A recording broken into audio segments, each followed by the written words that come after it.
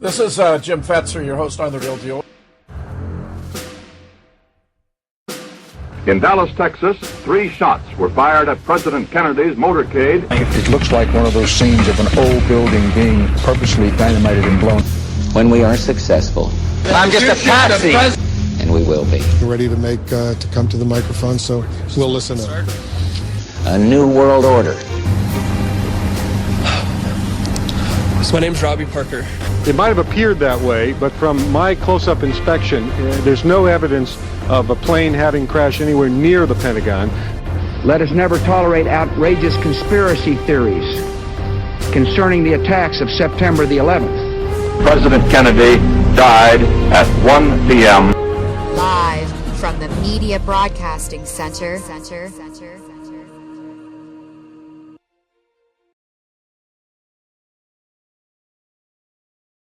You're listening to Patriot Radio on The Real Deal with Dr. James Fetzer, hosted by Gary King. And tonight we've got Larry Rivera, our special guest host, and he's going to be in the driver's seat.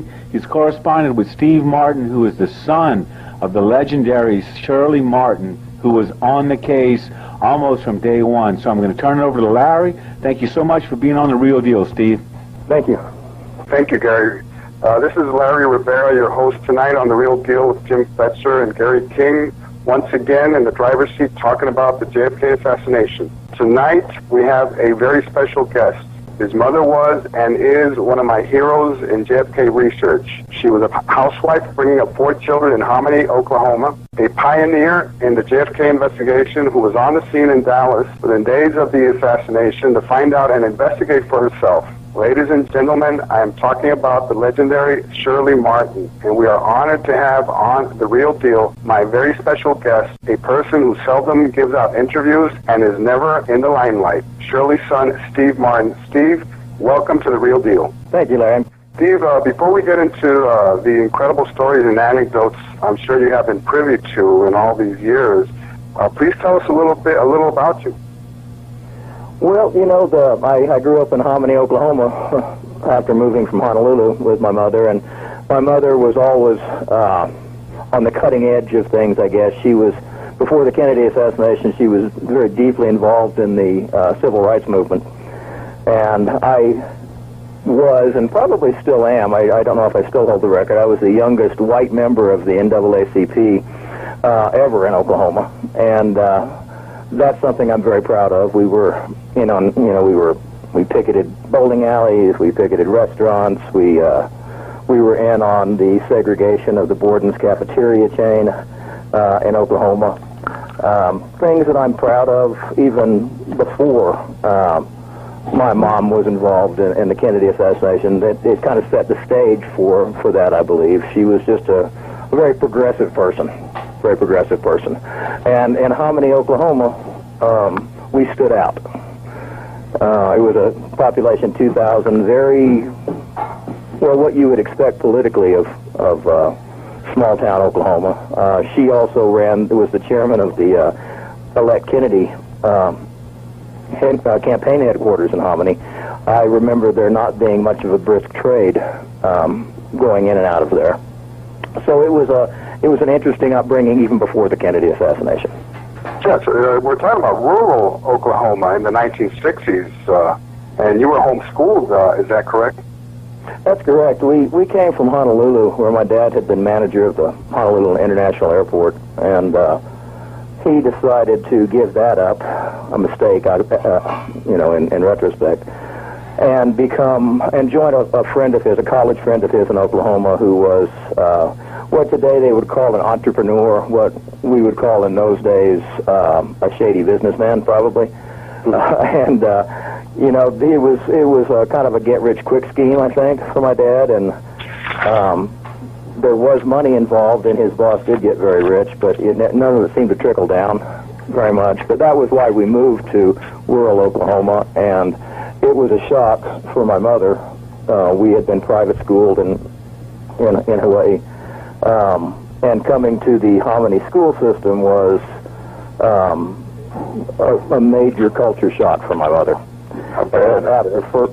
After first grade, she took us out and homeschooled us, and homeschool consisted mostly of riding horses and having my mom tell us about philosophy and literature and history.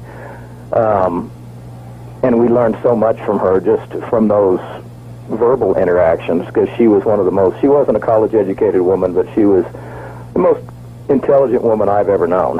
And unfortunately, she wasn't very good in math, and we all suffered for that over the years when we did start going back to school and college, etc. But it's still an interesting time. Wow. Tell us about your siblings, your brothers and sisters. My sister, Victoria, Vicky, is the one that passed away, and I think we'll probably talk more about her later. Yes. And then my sister, Teresa, who still lives in Oklahoma. And I had a adoptive brother, Michael Jockaway, who was a full-blood Choctaw Indian. He, too, has passed away, too young. And we spent a lot of time. We were very isolated. Our nearest neighbor was a cemetery. We spent a lot of time, riding horses and wandering the 80 acres that we had, and just enjoying life. I remember I was when Kennedy was assassinated, and we heard it on the news. I was trying to study mathematics on the floor in front of the TV, which is probably not the best place to do it. Oh. That's exactly what I was going to get into next. Now, after the assassination, your mother is known to have loaded you guys into the car and driven all the way to Dallas from Hominy. What are your recollections of these long trips? I mean, because I know it must have been a very long trip for you guys, especially the young ones. Yeah, it was longer than it is now, because it was all two-lane back then.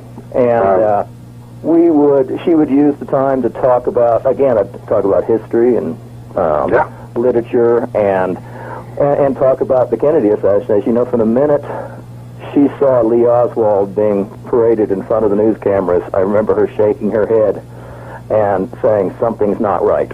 Something's not right. And then when he was murdered,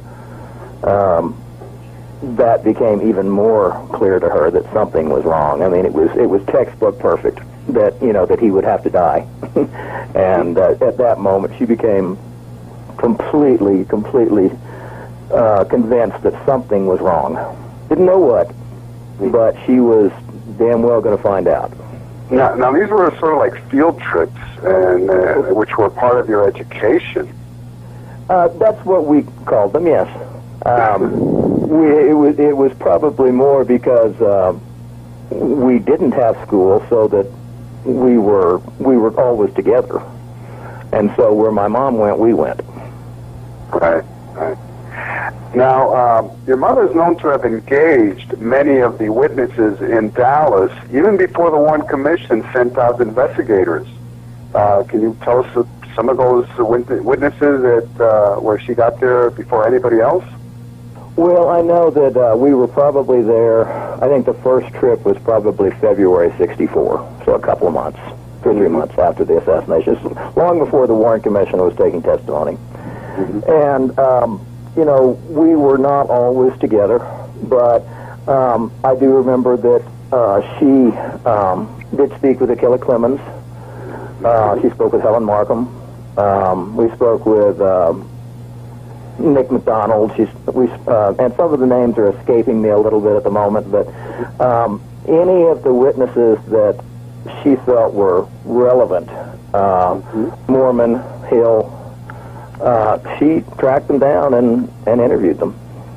Oh, but also the Paynes, Charles Brem, I know that she spoke to both Ruth and Michael Payne, right, and, which were extremely important witnesses here, and she seemed to have a nose for, to really get close to a lot of these people, and we'll talk about that in a few minutes. Yeah, I certainly remember Ruth Payne. Yeah, right. Now, another thing that she did, which was important, were reenactments and pictures and surveys and that kind of thing. What's your opinion about that? We spent a lot of time walking the routes, timing them.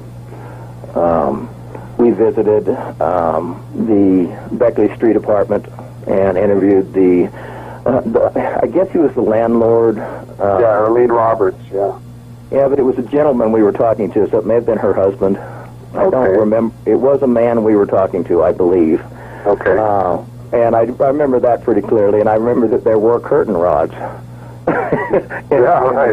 in the bedroom, so that was one of the things we were looking for. And as my mother was leaving, because there really wasn't much to say, I mean, they didn't really know anything, but as my mother was leaving, she turned around and said, "Did you like Lee?"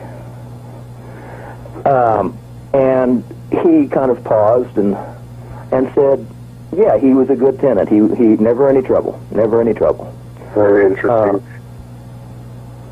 You mentioned the 1026 Beckley address, and it's very interesting because Gary and I, just a couple of months ago, visited that site, and we actually went and walked from the 500th block to the rooming house. And we actually timed it to find out how long it would have taken somebody walking at a brisk pace to get there, and it came out to 8 minutes and 37 seconds. You know, and it's very, very interesting that when you visit and you see the topography and you see the layout, it's sort of totally different from what is reported. Well, my memory of it is that the timing did not work out well. Right.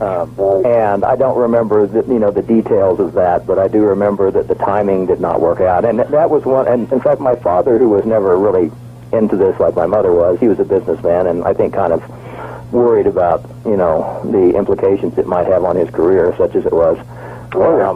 He did accompany my mother and us occasionally, and he, before I forget this, he actually talked his way into the book building.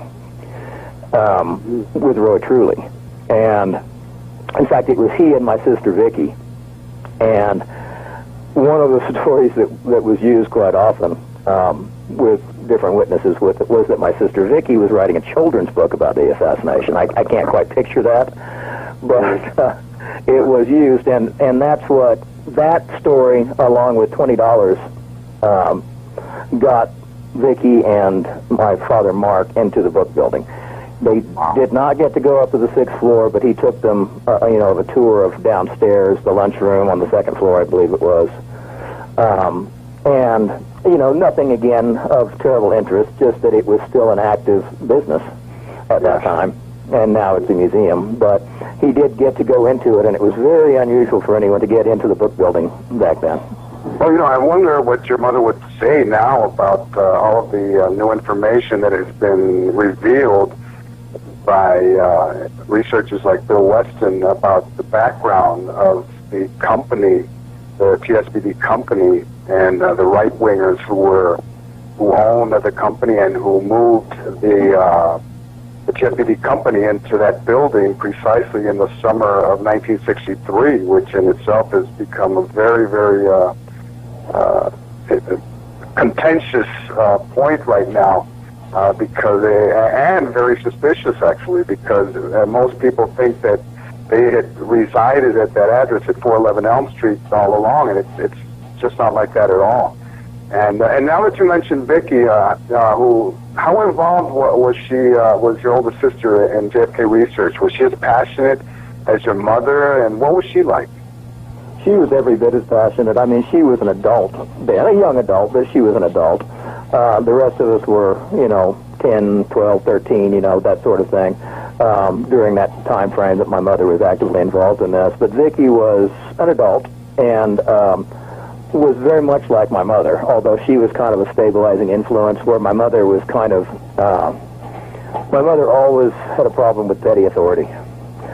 And I think some of the memos that you sent and that I've looked over pretty much solidify that. And my sister was kind of a stabilizing force there, I think. She was very level-headed and calm, and she did a lot of the transcriptions of interviews, and she also was the one that more often than not carried the tape recorder. Well, for our audience, I just wanted to make our audience aware that Vicky was, 21 years old when this was going on? I'd have to actually do the math, but I think Vicky was 21 when she died, so she was probably 18-ish when this started. Okay.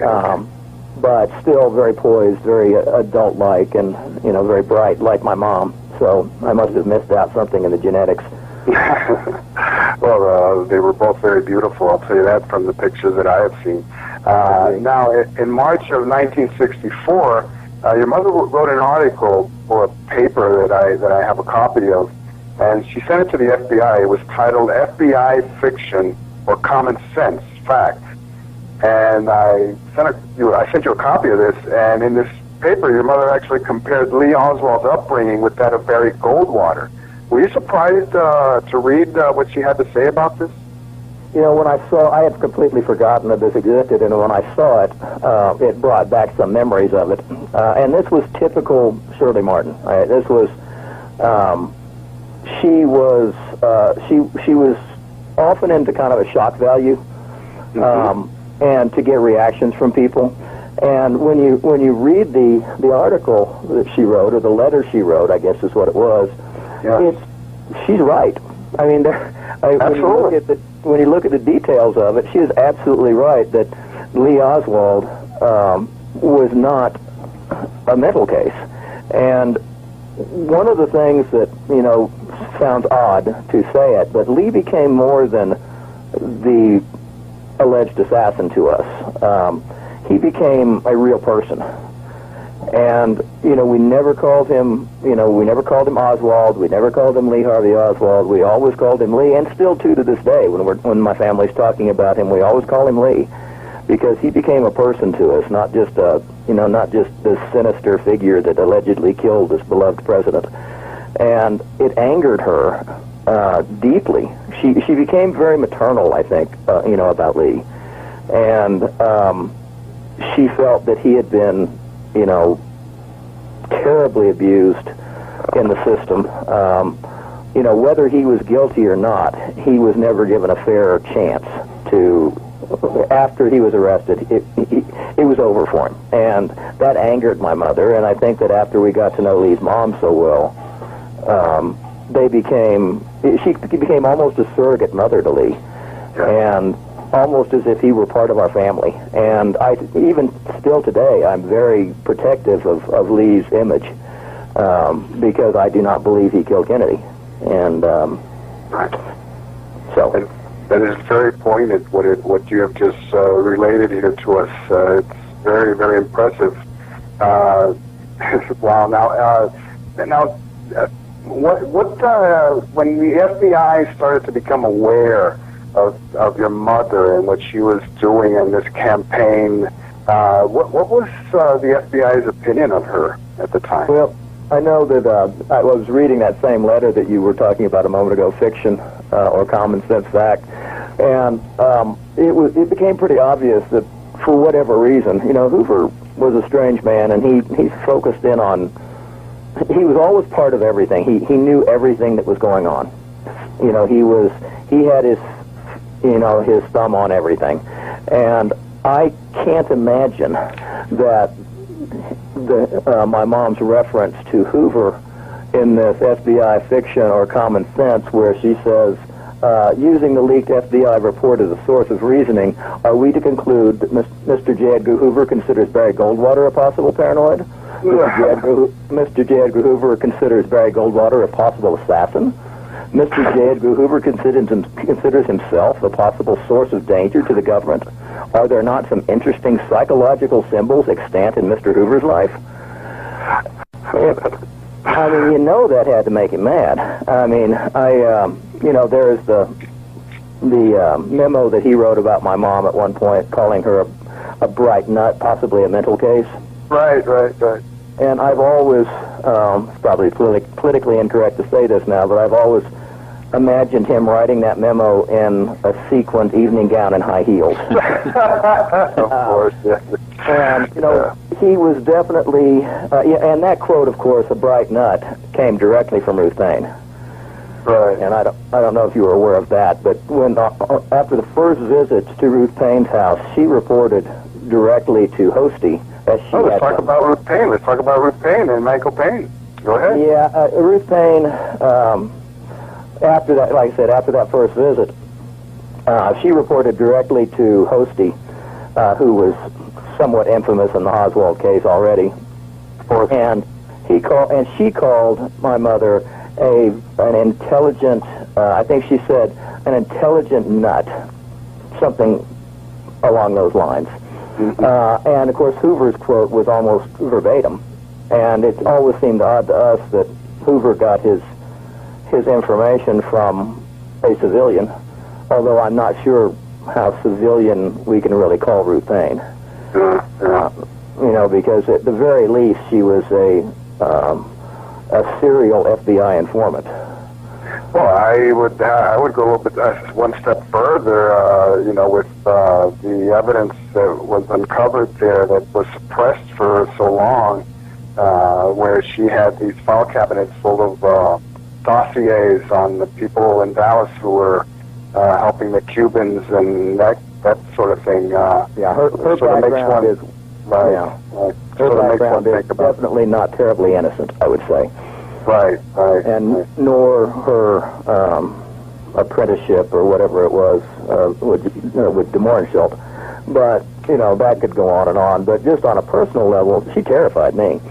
I remember going into her house at least on 2 occasions, maybe more, and she seemed this very. She frightened me as a child. She was tall. She was kind of harsh. Never anything that she said outwardly was scary, but there was just a vibe about her that was weird. And her demeanor. Yeah, her demeanor. And I certainly remember her taking us into the garage and showing us where the rifle had been laid out. And again, this was, just months or so after the assassination, so everything was still as it was then. And showing us where the blanket with the wrapped rifle had been on the shelf. And those kind of things are interesting. And I remember Michael Paine being just silent much of the time. Yeah, I read that he, on one occasion, he showed up while you people were there. And ate a TV dinner. Oh, wow. While we were there. Ruth made him a TV dinner, and he just ate it and watched us. He was not into it. He was not into it. He was worried about the whole thing, I could tell. So, well, but Ruth Paine, is, and I'll have more to say about her a little later, but Ruth Paine was an interesting woman. I believe she's still with us. Yes, she's. I understand she's living in an old folks' home in California. Oh, really? Near San Francisco, yeah. Seems like the last time I heard anything about her, she was in Florida, but I could be wrong about that, too. Yes, she has been in Florida, but now she's in, like I said, an old folks' home in, I believe, the San Francisco area. I would suspect that Michael is long gone. No, I believe Michael is still around. Oh, is he? Okay. Yes. Well, and their son Christopher, I believe, takes care of them out there. I wrote her a letter a number of years back now that I had no response to, and in reference to something that was said about my mom, and we'll talk about this later too, because I know you had mentioned it earlier. Sure. No, you can lay it all out. It's quite fine with me.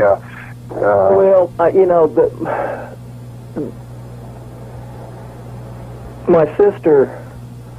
There have been rumors throughout the years that my sister's death was something other than an accident. Right. And most of this came from Ruth Paine, and I never was able to really trace why Ruth Paine had that information, or why she thought that, or why she felt it important to tell people. I think the last time I saw her mention it was in that book, that terrible book, Ruth Paine's Garage. Okay. I think it was in there. And that was when I wrote to Ruth, and I asked her if you wouldn't mind, just stop saying this about my mom. It's it's not important anymore. Just stop. But I have read that many places, and I've been asked about it a couple of times. And you couldn't have been friends with Penn Jones without being somewhat paranoid about the whole situation. Oh yeah. And there was reason to be. I mean, there was definitely intimidation going on at the time. I think the visits to my mom by the FBI were intimidation tactics. Other people, like Mark Lane, were openly harassed. And I believe that at the time my sister died, I think that my mom may have said and maybe to Ruth, because, they corresponded and spoke quite often. I don't think they were friends, but they kept in touch. And she may have said something to Ruth like, God, I hope it wasn't because of me, or something along those lines. Wow. And from that point on, it became, the rumor spread that she thought that Vicky had been killed as part of the conspiracy. And, Vicky and the driver of the car lived for several days. Yes. And we were able to talk to them.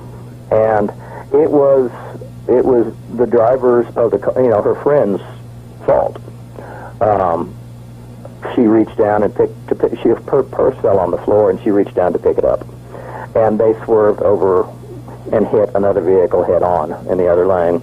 And they were in a Volkswagen, Right. which, no front engine, and, there was just no contest. But, there was nothing ever. I'm not saying there were no mysterious deaths during that time, because I think there were. But my sister's wasn't one of them. She was just in an accident, and she died. Wrong place in the wrong time. Yeah, and of course, I think it did cross my mother's mind a time or two. Could this have been, a warning to me about, and I don't remember the details of this, but several weeks or months, I think, probably more like months before, she had received a letter from a woman in France. I have no idea who it was. I don't think she knew who it was. It was just a woman who had come across her name in reference to the Kennedy assassination in some way. And she had written a letter to my mom, and in it, she said, aren't you afraid? Aren't you afraid that something might happen to one of your children if you don't stop? Wow. And, that I think was probably in the back of her mind a little bit too. But did she think that my sister's death was the result of a conspiracy? Maybe in one of her weakest moments, it crossed her mind. But she never, as time went on, she never thought it seriously. I mean, we knew too many facts about the accident. So, that's that. I'm just dumbfounded here. And I just thought it was hurtful of Ruth Payne to continue to talk about that when, even if it had been true, I think it was hurtful. Yes. And it was demeaning, to think that, one of the things that killed the Kennedy assassination research, I think, was that there were so many people with so many theories that eventually the CIA and the FBI, they just kind of said, okay, well, let them kind of implode. Right. Let them destroy their own credibility by coming up with wilder and wilder theories, because that was the only way to sell books anymore.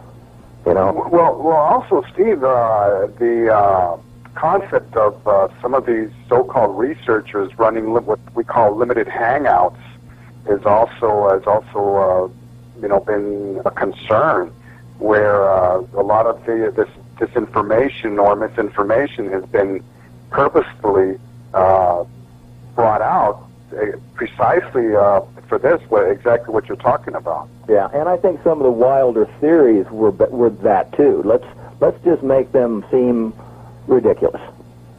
Let's say that it was Nixon. Let's say it was LBJ. Let's say it was Castro. Let's say it was mob.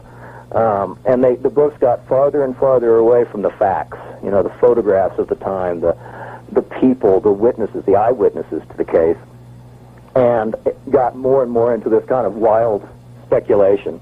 Mm-hmm. And I think that's the main reason that the critics became so laughed upon after a while.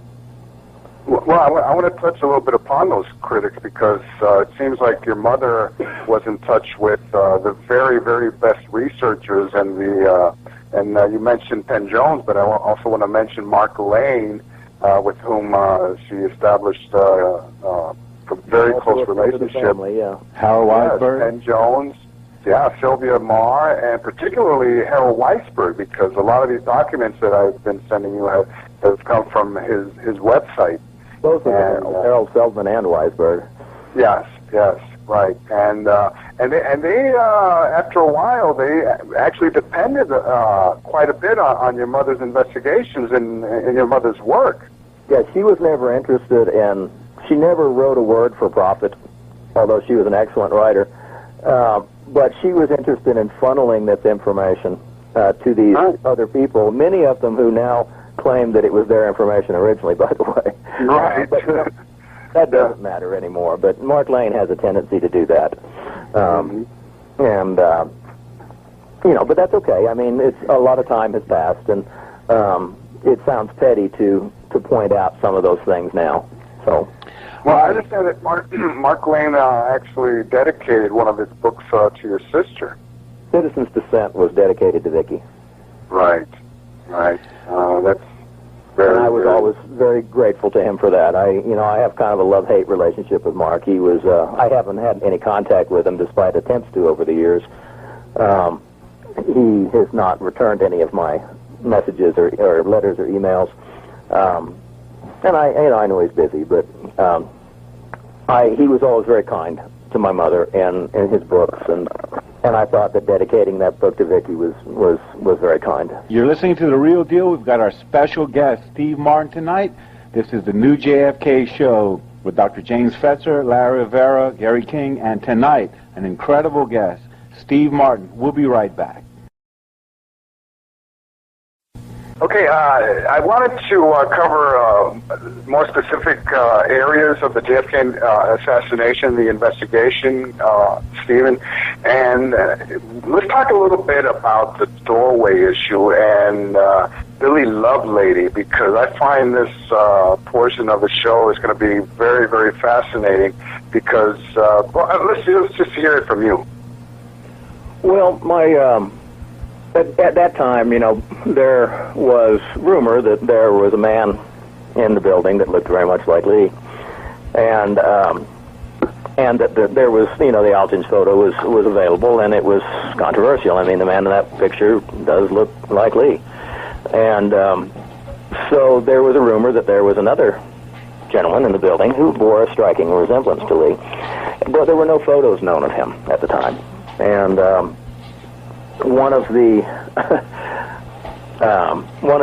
assignments, I guess, that my mother gave myself and my sister was to go around the back of the Texas School Book Building, Depository Building, and try to take pictures of the men standing. They'd all come. They'd gather at lunchtime out on the loading dock, and they'd eat their lunch and drink their sodas.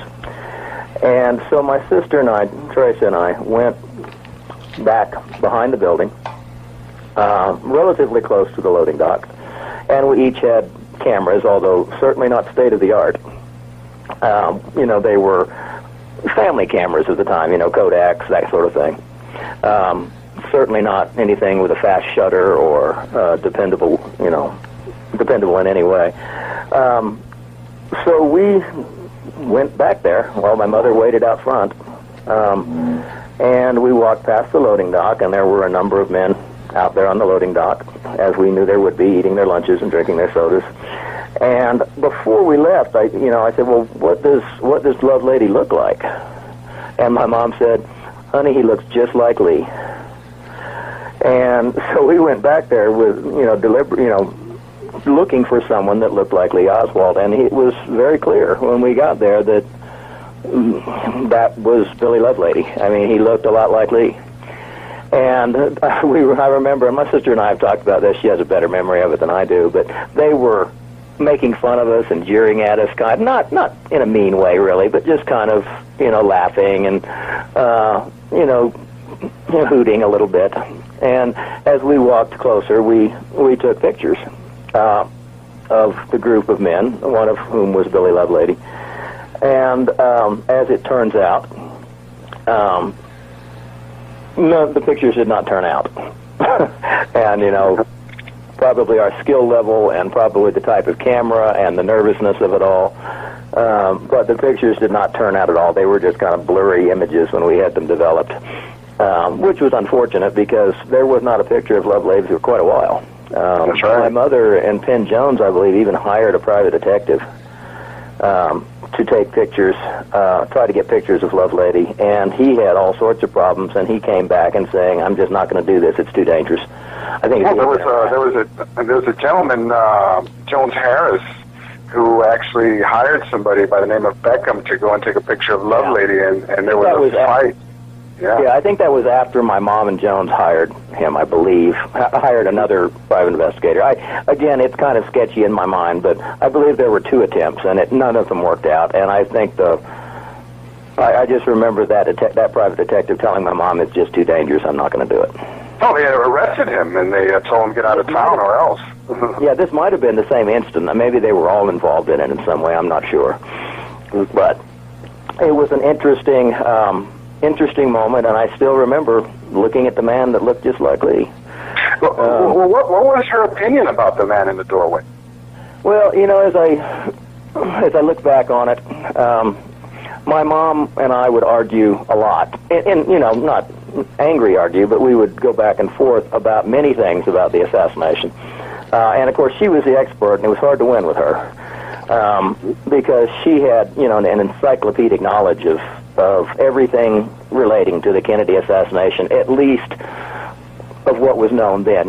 She was an expert on the evidence, the physical evidence and the evidence that didn't exist and the evidence that did exist. And she was very interested in the Alchins photo.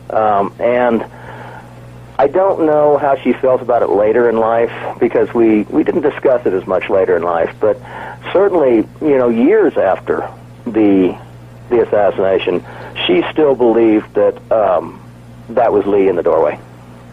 And I believed it was Lovelady. And so we would argue back and forth about it and look at pictures, and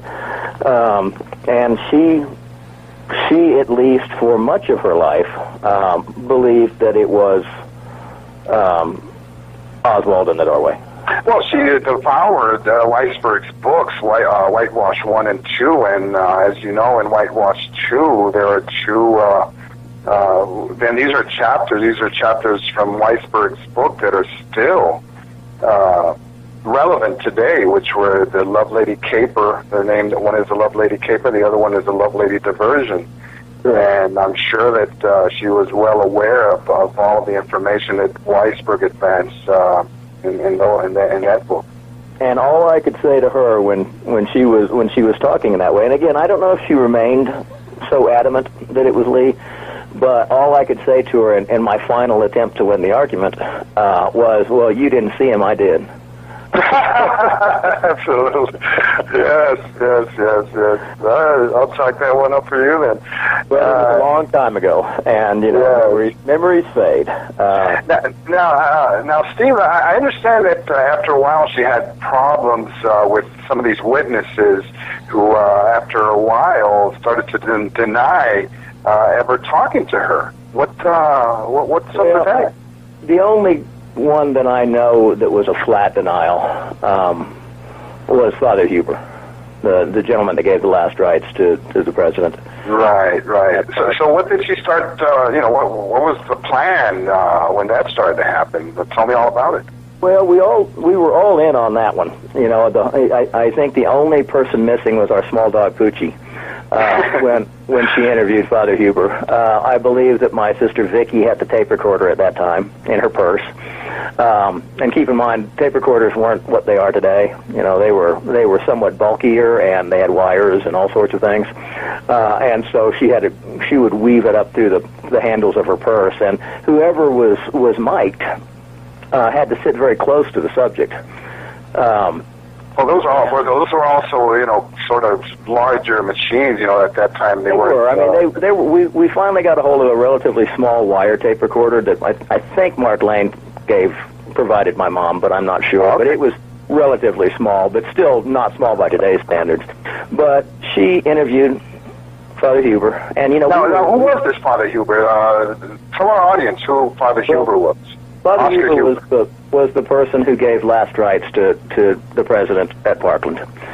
And he was there, after the president had died. I mean, for all practical purposes, Kennedy was dead, the moment the headshot.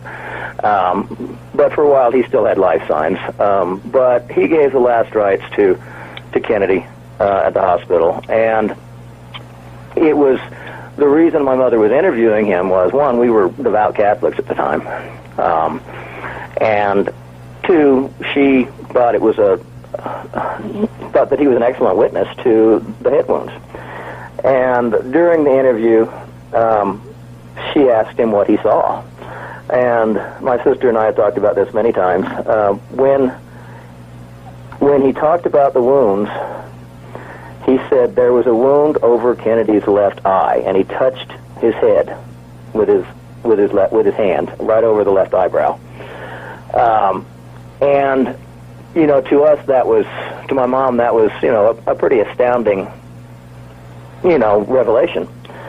And later, when she began, you know, writing letters about this and explaining it, and I don't really remember how Father Huber found out or who went back to talk to Father Huber, but he denied ever having talked to us. There was an article published in the New York World Journal Tribune, I believe. Okay. And so Father Huber denied ever talking to my mom, and of course, it was kind of a silly denial had he known that the entire interview had been recorded.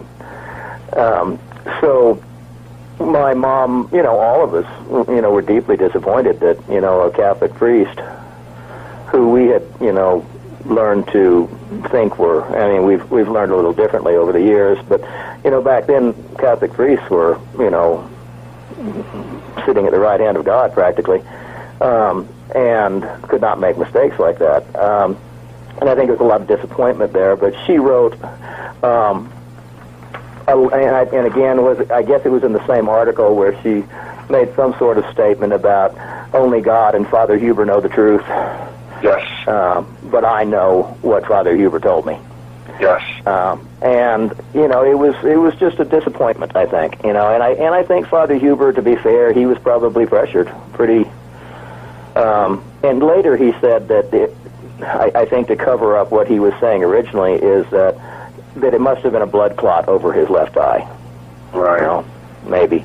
But at the time, he said that there was a bullet wound above his left eye, and he touched his forehead as he said it. So. And she published an open letter editorial in the Midlothian Mirror with Penn Jones. Oh, did she? Yeah, she did quite a few articles with Penn Jones in Midlothian. Yeah, calling out the father, Father Huber. You know, she was pretty angry. You know, I would be too. She didn't like being, as she said in the letter, she doesn't like being called a liar, especially when she can prove it. Right. So, you know, it was just sort of disappointing, and I don't really blame Father Huber. You know, may he rest in peace, because I know he's not around anymore. But he was probably under pressure. You know, there was a lot of pressure of the witnesses at that time. Go ahead. Oddly enough, some of, you know, his statement kind of goes along with some of the statements of the doctors that were at Parkland. You know. Yes. So you know what's true and what isn't. It's hard to know. What's black is white and white is black. In fact, we have a very comprehensive article on Veterans Today that was published on Sunday about partially about what the doctors saw at Parkland, because we have located Zapruder frame 343, which, amazingly enough, was never. They did not catch the blowout in the back of the head. Is very evident, and we have done computer enhancements on that frame, and it's very obvious that there's a blowout to the back of the head there. I think that it was obvious in the first, I think it was just obvious all along that he was shot from the front. But now, I just wanted to finish the portion here of tape recording conversations and whatnot, and they used to sew microphones into your jacket. What was that all about? Did we talk about the Officer McDonald yet? No. That's, I want to go into that now. Yeah. Okay. Yeah. The reason I think that my mother thought that it was necessary to record things somewhat surreptitiously is people were not all that anxious to talk about, what they had seen and what they had heard. There was a kind of an aura of fear already, circulating around that, and some people just don't want to get involved. And so my mother, with her 4 children and often small dog in tow, was probably pretty off-putting. I mean, in a good way. I mean, people probably didn't. She was probably less intimidating than an FBI agent, for example. And people were often willing to talk to her, but she still wanted records, of what she. And I think that many of these people, had they said if she had said I'm tape recording you, simply would have refused to talk. Right. And I don't know what the legalities of that are now, whether or not, it varies from state to state about how you can record people. I have no idea what the laws on it were then, but it was a pretty widespread. People did it quite often, and so I don't know if it was legally an issue or not. We never really thought about that, I don't think.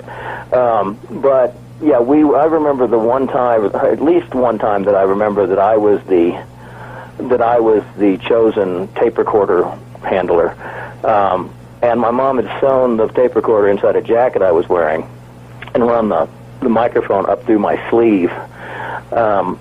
And in order, because the technology was not very great in those days, whoever the subject was had to be pretty close to the person with the microphone. And I remember her interviewing, I believe his name was Nick McDonald. Yeah, Nick McDonald, yeah. The officer that arrested Oswald in the theater. And his story remained pretty consistent throughout time.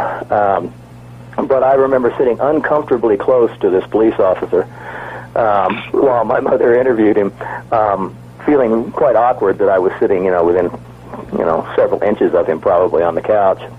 And I'm sure he was wondering why in the hell I was sitting so close to him. That is a wonderful anecdote. That's wonderful. Like I said, his story stayed pretty consistent throughout. As police statements often do, they're very concise, they're very brief, they don't try to elaborate too much, because if you try to give too many details, you get, the facts can get confused, and you can get confused about what you said. His story was always very brief and to the point. It's all over now, according to him, what Oswald said. And the only thing that I remember that he told us, and I've remembered this for years, that I did not ever see quite the same way again, was he demonstrated to us how when he reached for the gun and Oswald allegedly fired the gun at him, he pointed to the webbing between his thumb and index finger, and he told us the hammer of the gun came down on the webbing of his hand. Yes. I never saw him say that again, other than say things like, I felt the hammer whisk against my skin or something like that, but he never actually said that it came down on. And is that important? No, it's meaningless, because it's the same thing, I guess. But it was interesting because it gave me a visual, and I remember reenacting it with my brother. Would have been very painful, that's for sure. Yeah, it would have been, but it would have stopped the firing. It certainly would have caused so it wasn't actually a misfire, it was something coming between the hammer and the shell. But other than that, his story has always been very consistent about what happened, and that's the way police officers are. They don't elaborate. These are the facts, this is what happened. And I have no reason really I never really doubted Nick McDonald. It's all over now. What does that mean? I don't know. I might say it if suddenly I'd realized that I'd been set up as an assassin. And which I think Lee did. I think somewhere not long after the assassination, he said, "Oh shit, this is not good," and wanted to get away from there. I still think he was innocent, but I think he probably knew more than we know about his involvement in certain things. But I still think he was innocent. And I think my mother recorded things just, I think she wanted to save them. But she never did. Most of the tape recordings were sent on. I still have a couple of tape recordings in my closet addressed to Vince Salandria. Back in '64, I think it was. And I have no idea what's on them. I think they're both from that wire tape recorder. And I have no idea I have no idea how to even find out what's on them.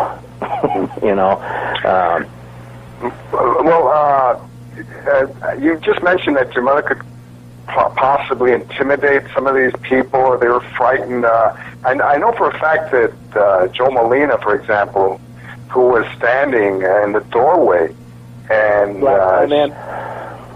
he insisted that he was Black Tie Man, but your mother sort of did not believe him. And you know, I have a very dim memory of discussing Joe Molina with her at one time. And well, first of all, he was a very short individual. He was only like 5 feet tall. Yeah, and I don't think my mother intimidated people. I think she didn't intimidate them, and that's why they talked to her. But I think there was a lot of intimidation going on at that time, and people were afraid. But the only thing I remember about Joe Molina, and this is one of the areas where I may have it completely wrong, but my mother never talked about who killed Kennedy. She only talked about who didn't kill Kennedy. She was interested only in Oswald's innocence, and her only interest in who might have done it would have been in efforts to clear Lee. But she was never a proponent of one theory over another. She just believed Lee was innocent. But the only time I ever heard her talk about who she thought might have killed Kennedy, and it wasn't on very many occasions, it was just a few occasions that she talked about this. So I don't think it was a really strong belief, but she said she believed that it was probably a small town kind of conspiracy, a good old boy kind of conspiracy to kill Kennedy, rather than, a vast, CIA plot. Well, I think we've learned more about the CIA since, and, I think her thinking probably would have changed, or probably did change. But in my mind, Joe Molina was somebody she was interested in as a possible one of these good old boy conspirators. Now, I don't know that as a fact, but I do know he belonged to some sort of kind of gun club or something. The GI Forum is what it was. Something like that. It was some sort of, and I do know that he had some issues after he was actually almost arrested. Well, he actually, that same night of November 22nd, the top brass of the police department paid him a visit at 1:30 in the morning and woke him up. And they were looking for anything that could tie him into with Lee Oswald. So that same night, it just goes to show that they were looking for other co-conspirators along with Lee Oswald. So they had not, at the time, had decided to pin this all on just this one man. And I also wanted to comment that you were talking about that she knew who didn't kill Kennedy, and that probably had the Lee been given his day in court, that he probably would have been an innocent man. My mom and I used to argue about that too, and she felt that if Lee had a chance to go to trial and have a decent attorney like the one he was requesting until they killed him, that she thinks he would have she thought that he probably would have gotten off. I always felt differently. I always felt that the atmosphere in Dallas at that time was, they were going to get him no matter what. They were going to find him guilty no matter what.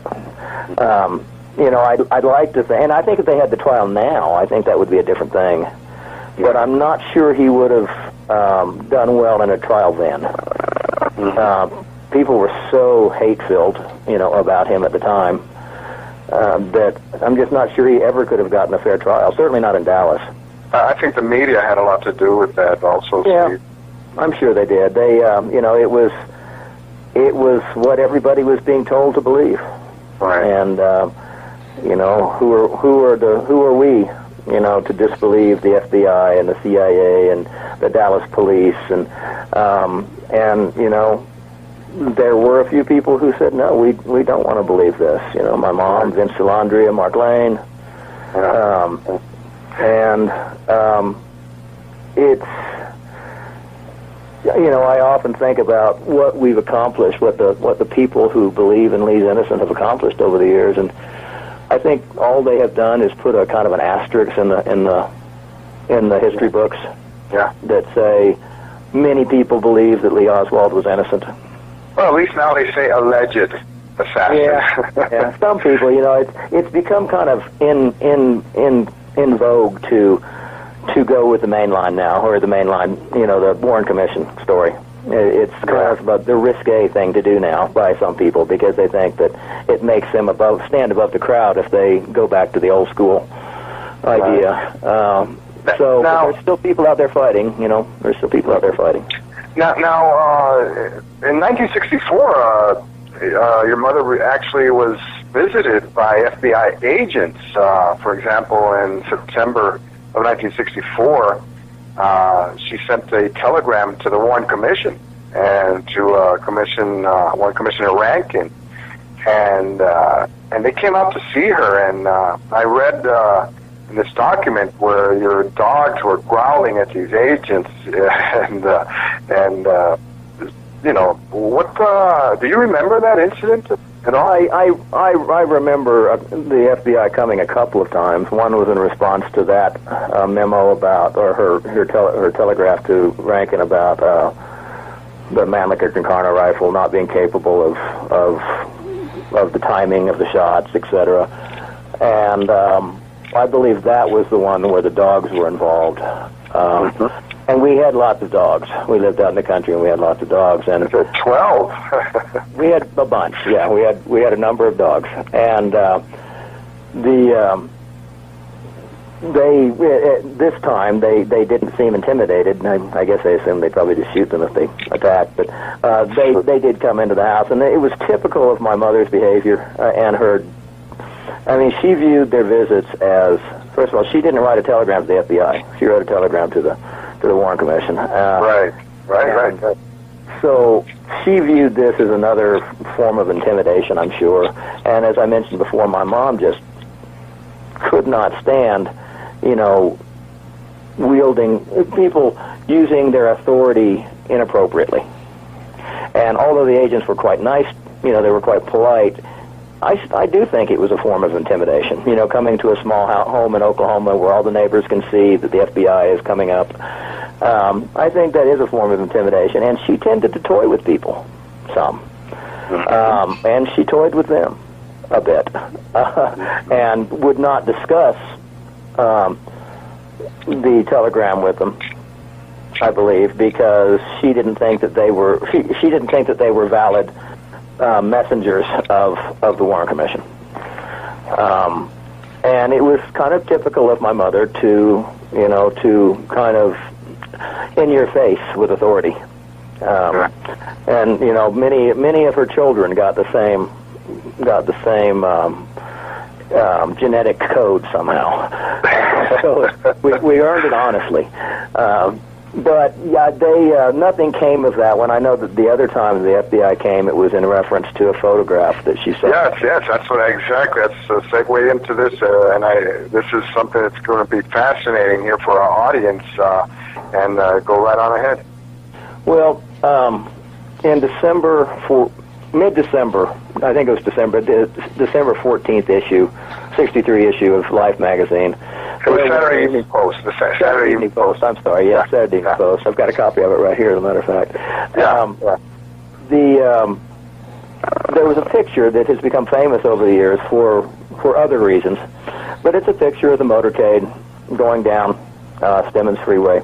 It's known as the Miller photograph. Yeah, a young man, I think he was only 15 years old or something, took that photograph. I can't remember, David Miller, I think his name was. Yeah, the Corham Motors photo also it's also known as either one. But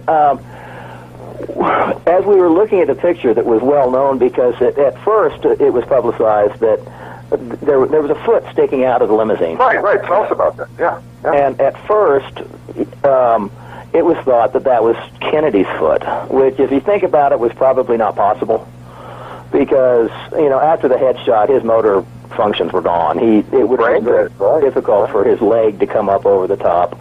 And as it turned out, it was the Secret Service man's foot. But at first, people thought it was Kennedy's foot, and they thought it was such a poignant shot, the dead president's foot hanging over the side of the motorcade. And that's how the picture got kind of famous.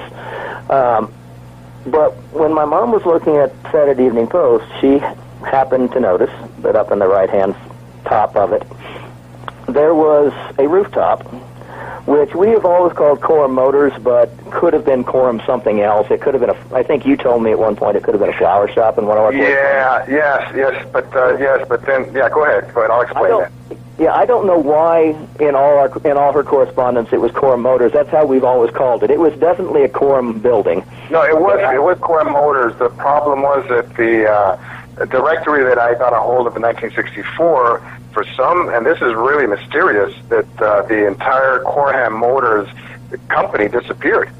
Okay, yeah, and again, I'm pretty sure it was Quorum Motors at the time because that's what we called it. And but whatever the building was called, it was right on the roof of Quorum Motors was an image that appears to be a man running with a rifle. And my mom sent a telegram to the Warren Commission again saying, what's going on here? This looks like a man with a rifle. We then got a visit from the FBI. They looked at the photograph, agreed that it looked just like a man with a rifle, but didn't say anything more about it. And during the next trip to Dallas, we went there and we looked at the building. There was nothing on the building that could possibly have been what was in that picture. So whatever it was now gone. And she took pictures, obviously. She took pictures, although those pictures, so much was lost over the years. Those pictures don't exist anymore, at least as far as I know. She may have sent them to somebody. Mm-hmm. But there is definitely something that appears to be a man running with a rifle that was not there a number of months later. That's right. When we went to look. I have over the years tried to get some people interested in it. I even contacted Robert Groden at one point, trying to get his take on it. And I sent it to Vince Salandri at one point, not too long ago, as a matter of fact, 4 or 5 years ago probably. Yeah. And he told me it looked like a stovepipe to him. Yeah, right. Thanks, Vince. Right. But it wasn't a stovepipe. It appears to be a man running with a rifle. And why? I don't know. But it certainly, with all the interest that has been done, all the investigation into the figures on the alleged figures on the grassy knoll, it seems like somebody would be interested in looking at that picture. Then I finally, sent it to you guys, and you did take a look at it. Yeah. And the problem is with no negative of the picture, it's tough. The running man was a photograph that I, for years, tried to get people interested in, and nobody seemed to care much about it. Although I thought it was a pretty obvious indication that there were more people that day with guns. And I don't know why there has been such a lack of interest. I think possibly because if he were shooting from that spot, if he had needed to shoot from that spot, it would have been a very difficult shot, for one thing. There was a stadium called Cobb Stadium right in front of there, and apparently... the street, I think, from... Yeah, and there was another man with a rifle seen, and 2:30 that afternoon, I believe. Right. Yeah, but they could have fudged the time, Well, he could have been, as my mother pointed out one time, he could have been, hiding until the heat was down. Right, and that would have been another point of crossfire there. Now, as I've often thought, once Kennedy drove into Dealey Plaza, he was not getting out of there alive, and it was not because there was one rifle up in the 6th floor window. Right. But if anybody's interested, take a look at that. I think you have some stuff on your site about it. Yes. It's fascinating. It is fascinating.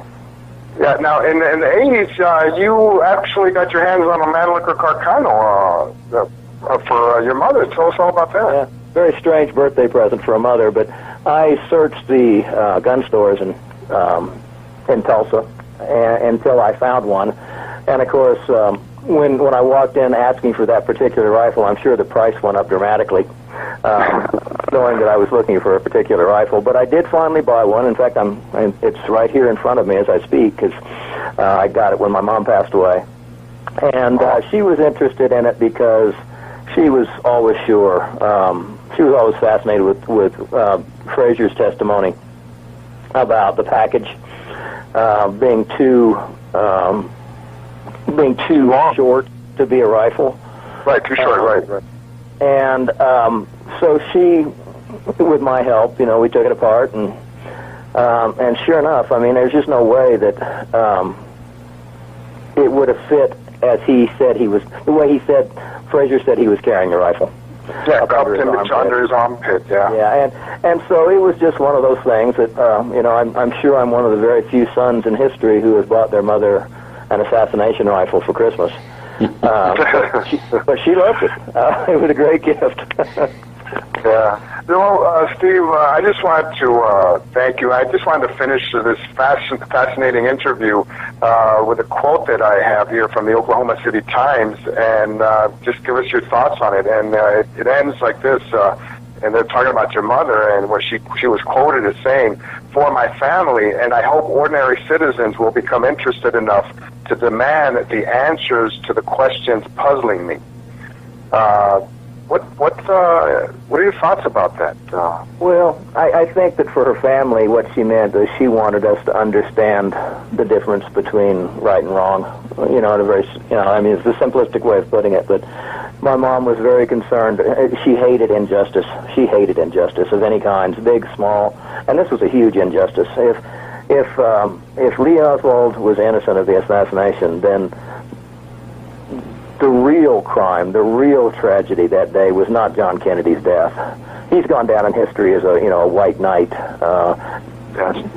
picked off in his prime, but Lee Oswald was ruined, and that's how she felt too. Lee Oswald was destroyed by this. Even if he had lived, he would have been destroyed. But if he was innocent, then the real crime that day was what happened to Lee. Right. And she wanted people to know that, and I think that her and those early researchers, I think they went a long way to getting people to start thinking about it. We had high hopes for the House Select Committee in the 70s, but they were bought off eventually too, and they threw us a small crumb of saying that it was a probable conspiracy based on the audio records, but they didn't. There was nothing there was no meat in there. And will there ever be another investigation? I don't know. We might have to be satisfied with the fact that the majority of the people in this country, probably in the world, feel that those early researchers were right, that something was wrong, and their efforts and the people who continue their efforts, like you and many others, continue to sway people in that direction. Will we ever know the truth? Well, I think we do know the truth. I just don't think that anything will ever come of us knowing the truth. Well, Steve, I want to thank you very, very much for being such a wonderful guest, and you have really, really opened up the eyes here of many, many of our guests who have been going to be listening to this fascinating story about Shirley Martin, your mother. And thank you again, Steve, and thank you all for tuning in. Thank you. You're listening to Patriot Radio on The Real Deal with Dr. James Fesser, hosted by Gary King. And tonight we've got Larry Rivera, our special guest host, and he's going to be